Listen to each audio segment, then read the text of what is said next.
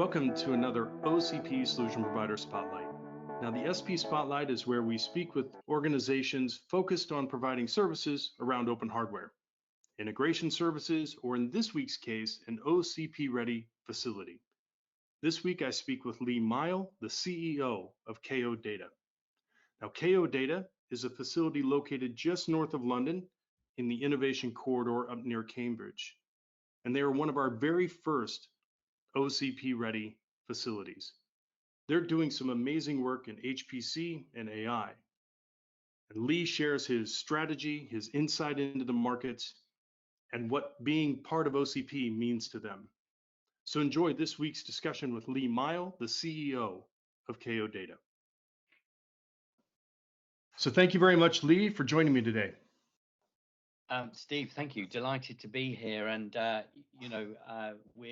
we're getting our hands on, right onto the OCP initiative, as you know. So couldn't be a better time to talk.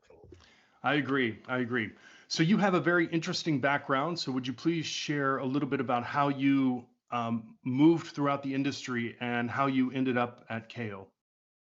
Sure. So I've been involved with digital infrastructure really for quite some years. I think 20 plus years. For example, even back in the days actually when it wasn't SaaS, ASPs with WAMnet, and then quite a long time at Interroute, where our mission there was to take a big physical asset and make it very consumable as digital infrastructure services. And the thing that I really loved about that was the criticality of what we did.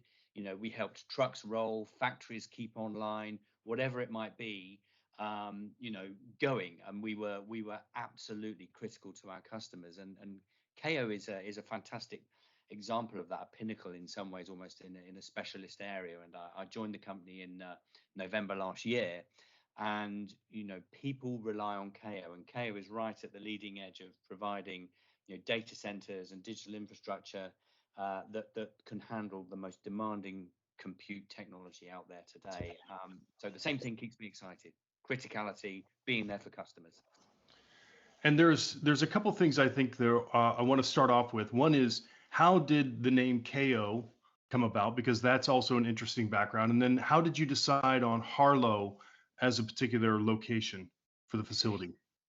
So at some level, there's some happenstance with one of our investors on the site in Harlow.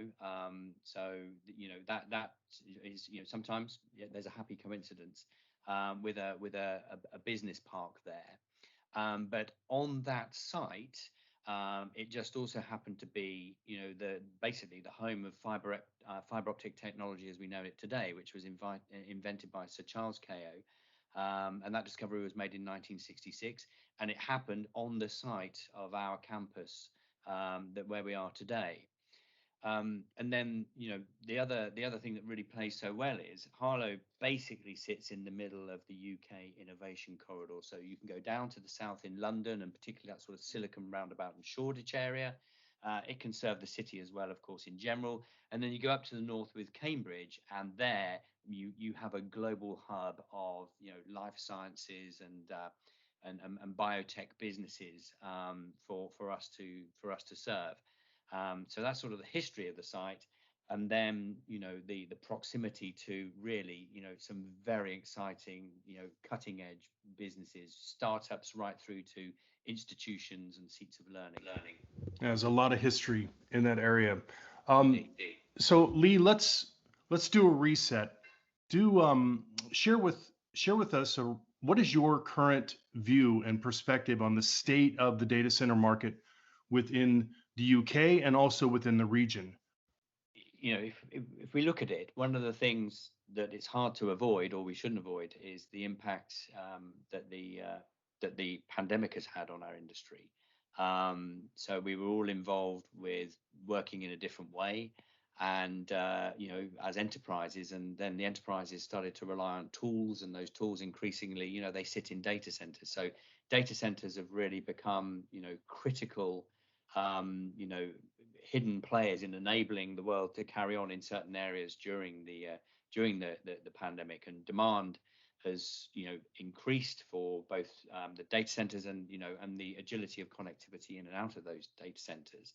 And we've really played a major part in maintaining business continuity during this pandemic and keeping the lights on.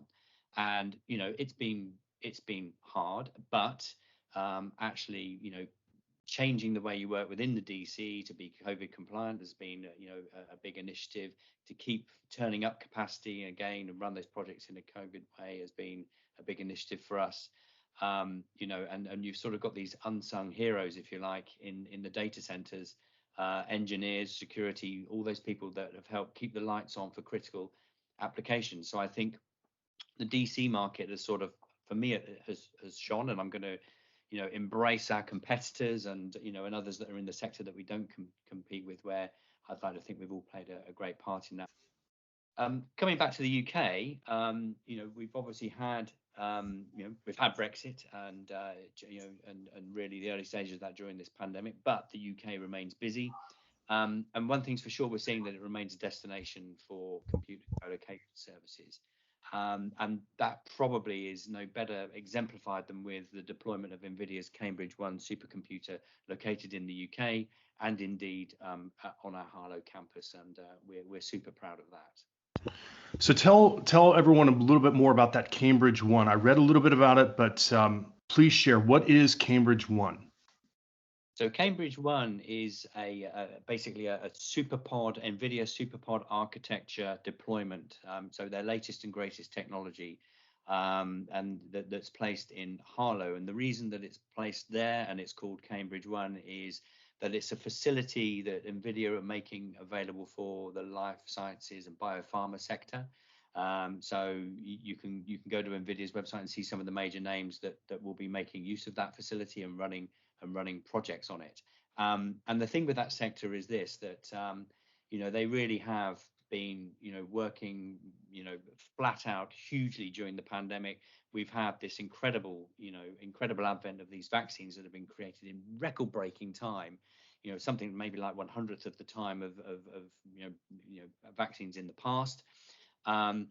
But importantly, that mission doesn't stop. In fact, it intensifies going forward because they're going to be looking at working on a preventative footing.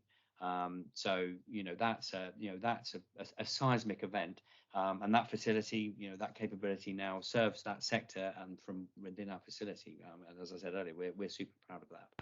Yeah, one of my favorite quotes from a recent article that you did, Lee, was you have mission critical activity running on mission critical infrastructure, and how important that is up in that corridor.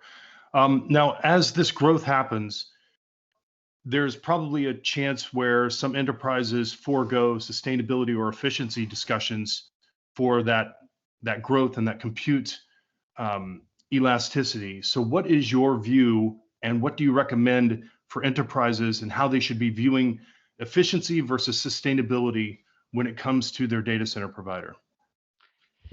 They need to put it at the top of their list, Steve, really. I mean, this has gone very much from a sort of PR and marketing initiative, which might sound a little scathing, but I think there was a phase where it was a little bit more like that. But actually, people are increasingly putting it front and center of their requirements, and then vetting us quite heavily on that. So great to see our customers and enterprises doing that. So our job, and we put it front and center, is to be as efficient and as sustainable as possible. And we do that really through relentless, constant, iterative improvement of design. So the next data center that we stand up on the campus, there's room for 4. Is going to move the efficiency on from the first. We won't rest on our laurels there whatsoever. And we run to a very good PUE ratio of 1.2 or below. And we also have our utility power is 100% certified green energy, and even things like the backup generators, where they're not used a great deal, thankfully, but we're going from diesel to an HVO, which is a form of recycled vegetable oil, to fuel them and further reduce the carbon footprint. So I think what we're trying to do for enterprises is provide them with, particularly people maybe that do it themselves, is to actually use our our very optimal and also critical mass and scale in this area to be able to bring a very green solution to them. And that also needs to include the construction side of things as well. Now, there's this big movement underway for advanced cooling type of solutions and heat reuse. What is your view on how new cooling technologies will fit into your overall strategy and infrastructure? The very, very high priority, Steve. So the next DC that we stand up will have moved the cooling technology on. So I'm not an engineer, so I can't quite get into that. But we're refrigerants and all those things. We're into sort of natural evaporative cooling technologies first and foremost. I think on heat reuse, and it's really quite interesting. That the discussions, and we're sort of working increasingly to be very embedded in the business community and look at what options there are maybe for exchange of knowledge, etc. But there's possibly an exchange of heat. So the glasshouse industry, i.e. glasshouse vegetable growing industry, there's a real center not far from our data center, and maybe the potential for heat to go to those glasshouse businesses. So a feasibility study on that and conversations underway, and 20% of the UK's cucumbers are grown not far from us, and maybe we can provide the heat to keep that growing going. That's really interesting. Now, you are no stranger to advanced technologies. KAO was the first OCP Ready facility to obtain that certification in the UK and in Europe. So how have open designs and open communities impacted the way that you look at design and the build of a data center? The OCP for me, and I'm maybe also, Steve, might use the term sort of Lego, and I know it gets overused, but so creating standards that really sort of bring efficiency and effectiveness, and really mitigate complexity as much as you can in the pursuit of efficiency, is really what we're trying to do. Inherently at KAO, an OCP is a vehicle for us to exemplify that and adhere to. And for us, this creates an exciting future. So we really want to get to a point where we bring all our smarts and all our experience and knowledge, and we weave it into and use the OCP framework for us to hopefully make data center services as consumable and scalable for customers as possible. So to completely deeply complement the OCP readiness of our customers, and you've seen a recent release on that where we've got a customer turning up in the data center, and so we've got an OCP customer with an OCP data center provider coming together. Yeah, that Civo story is fantastic. The way that they are deploying their Kubernetes OCP system and solution within an OCP ready facility, and the great work that your team has done to make that a very smooth deployment and set up for growth and expansion. Now you've seen the hyperscaler growth across the region, and you have Microsoft putting out these announcements where they're going to be building 50 to 100 data centers around the world in the coming year. With all of this growth in the hyperscalers, how do you see the enterprise market shaping up in the coming years? With regard to hyperscalers, Steve, I see it as a very complementary relationship between companies like ourselves, for enterprises.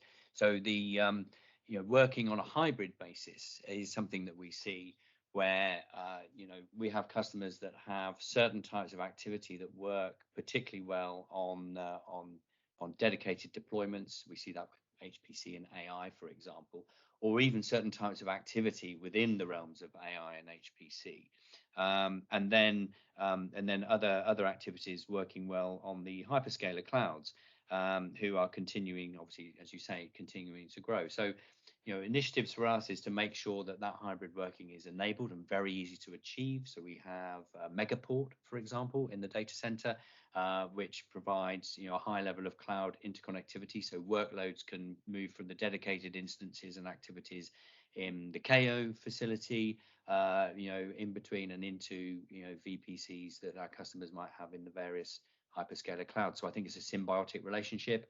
We have dialogue with the enterprises, but also great awareness of the hyperscaler activities. So I think very much it's together we enable hybrid working. And are you able to provide on-site tours now with the facility now that you're COVID secure, or how do people view your facility currently, given the current situation?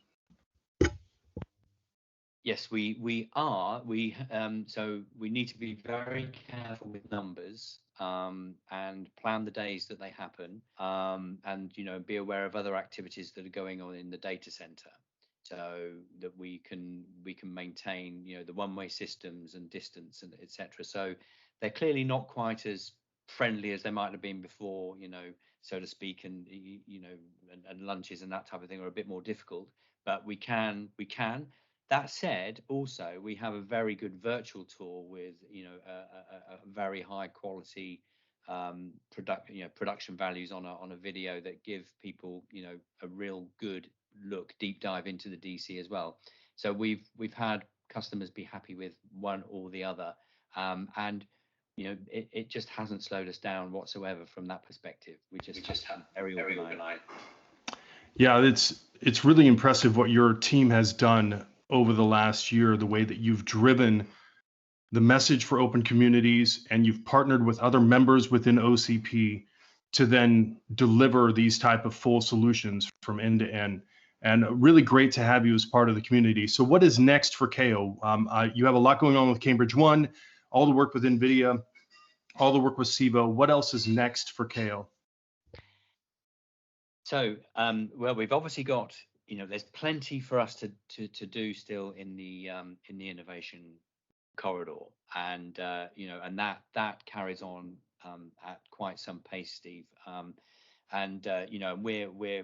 We're creating a near net solution, on our work, particularly with the light blue fiber network. So we're just a fraction of a millisecond away, and so plenty more to do there and work with that community.